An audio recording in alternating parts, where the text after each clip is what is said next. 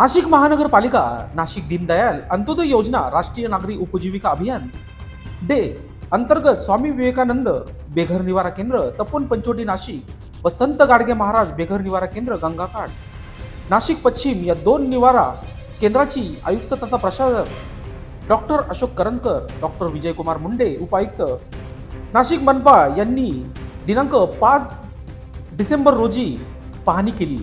पाहणी करताना आयुक्त यांनी निवारा केंद्रात बेघर नागरिकांना पुरविण्यात येणाऱ्या सोयी सुविधा, आरोग्य सेवा, निवारा केंद्रातील स्वच्छतेबाबत माहिती दिली. तसेच नाशिक मनपा कार्यक्षेत्रासाठी आवश्यक बेघर निवारे यांची संख्या व त्यांची उपलब्धता याबाबत देखील आढावा घेतला.